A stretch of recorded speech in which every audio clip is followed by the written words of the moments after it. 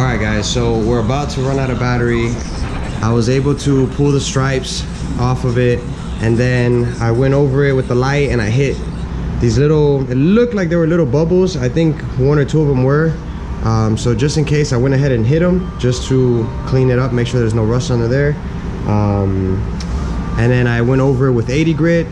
I did see how the paint here was a little bit kind of bubbly, but it seems like it's just the paint. It's not nothing underneath. So now what I'm gonna do is I'm gonna throw my air file on here with some 80 grit and just really take it down and try to get it as flat as possible, because from here down it looks pretty good.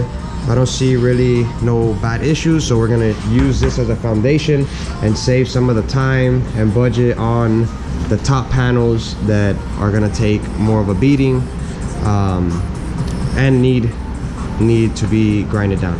So before I run out of battery, I'm gonna throw the air file on this thing, knock it down, and then from there we'll start tapping, and maybe, I don't know what time it is, but maybe mix up some bodywork, some Bondo, and apply a coat on it, so that way tomorrow we pretty much broke the ice and we hopefully move over to some bodywork. So let's file this baby down.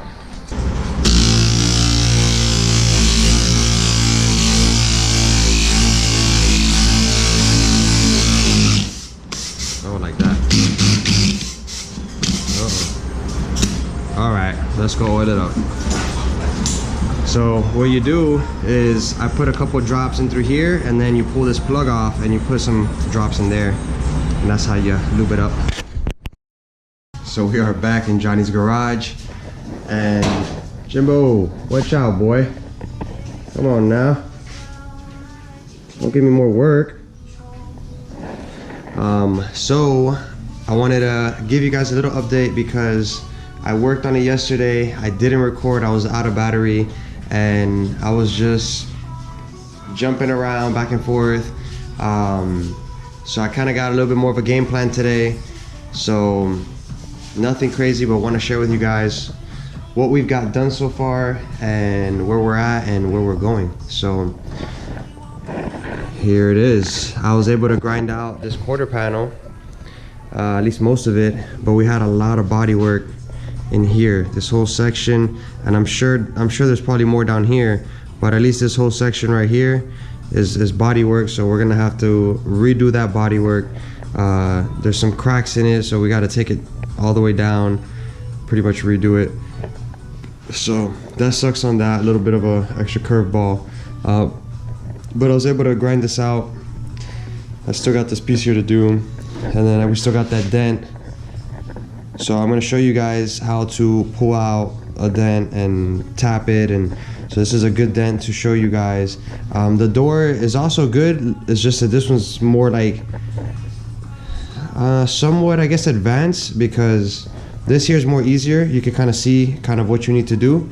This one, it's not just what you see what you have to do, you kind of have to work it. So as you go tweaking and changing, and so this is kind of like, I know what I have to do, but as you get into it, you have to do different things. You might have to re-tack weld over here and maybe tap over here, and you kind of have to work it a little bit more, versus this is a little bit more predictable. You know, I could tell that this here got hit, this line from here to here is kind of synced in. Here's the lowest spot. It did eyebrow this corner here, it eyebrowed the bottom here. So as we pull this out, we'll go tapping that in. So it's a little bit more predictable. That was a little bit more of, we just got to jump in it and work it a little bit more. I did grind the little spot down here, and we also have little specks. You see, like these little specks there are pretty much the little bubbles. Look here, you can see it. Here's the raw metal, here's like a little dark spot, and then here's like the primer, and you could already tell these little spots are flaking. So that's how you could tell that there's bubbles underneath. So here you could see that there's like a little bubble here. So as you start removing, it'll start to chip off the red, and then it'll chip off the primer, and then you're on whether the sealer or etch primer, whatever this red here is. Looks more like an etch. This gray here is more like the primer, but anyways, you can see it. So we got to take this trunk down. I finished brushing. Oh, I did clean up these gaskets, this window gasket. I wasn't really gonna get into it, but since I was already kind of getting into this piece back here, and then I was like, well, might as well. Plus there was like some spots that were rusty, so that way I was able to treat this whole trim and pretty much seed it off and for rust. So that was kind of like the main purpose also. But all this here, we pretty much treated it. You could tell where all the rust converts into like a black primer, so that's pretty nice.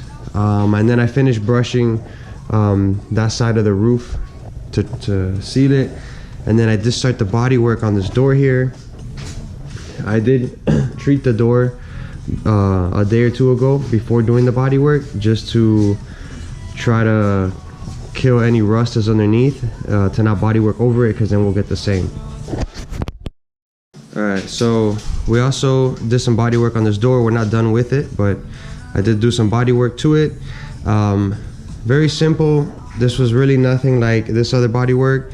It just had a couple little dents and waves here on the side, so it's pretty much just kind of skim a little light layer on top just to kind of make it all straight. And then we did have to work this line again, and we had like a little bit of a dent here, so nothing crazy. I still got to finish knocking this down, and we got to work it up to 220 grit before we prime. So, and then I did flip the door over, and I pretty much treated, I gave a nice little sand down, especially this whole bottom with the DA, to kind of break off that paint, because any little rust that there is, I wanted to be able to suck it in.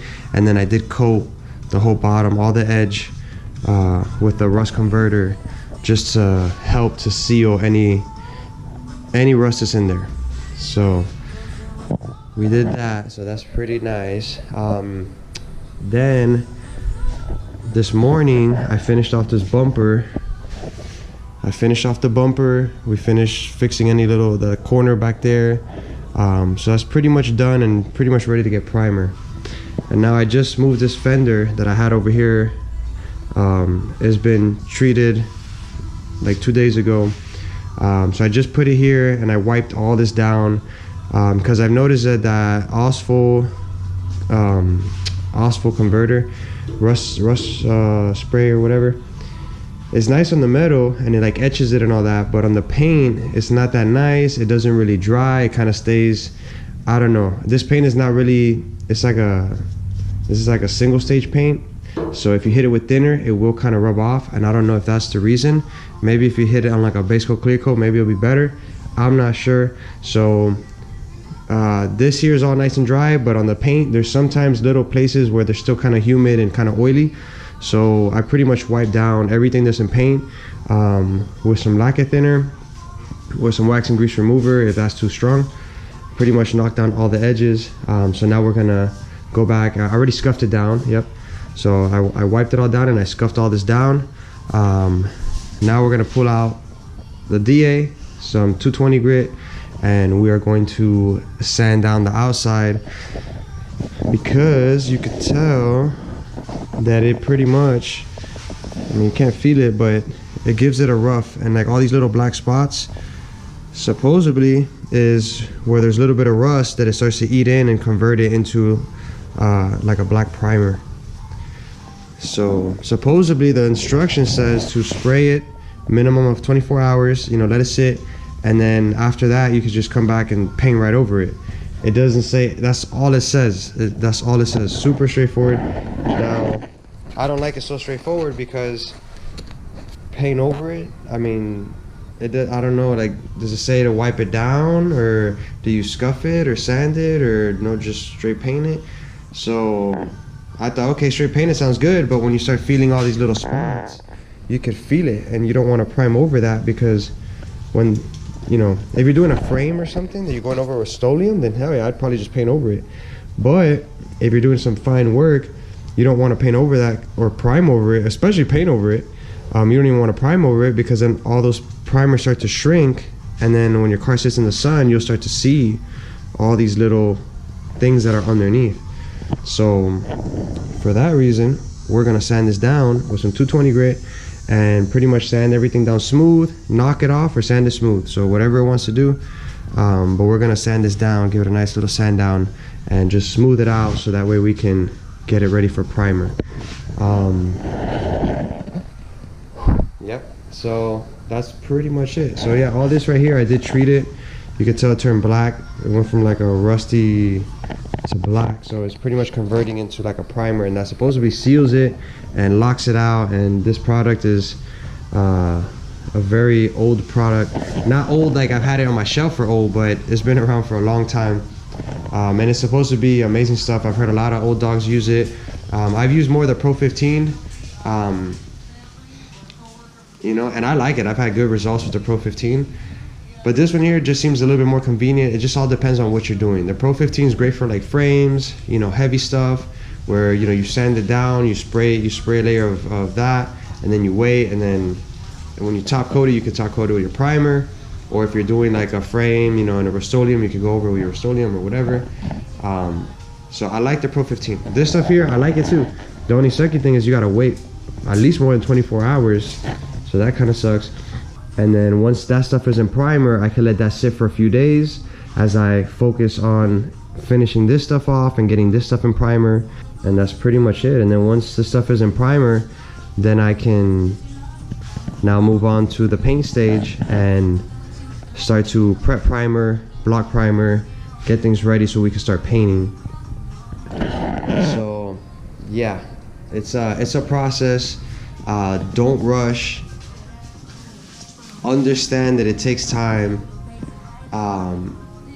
You know, and don't be surprised to put more time than you think of it. You know, you might see a project or a car as in, oh, I'll do this in 2 weekends, or I'll do this in 3 weekends, or, you know, I'll take a week off and do it Monday through Friday.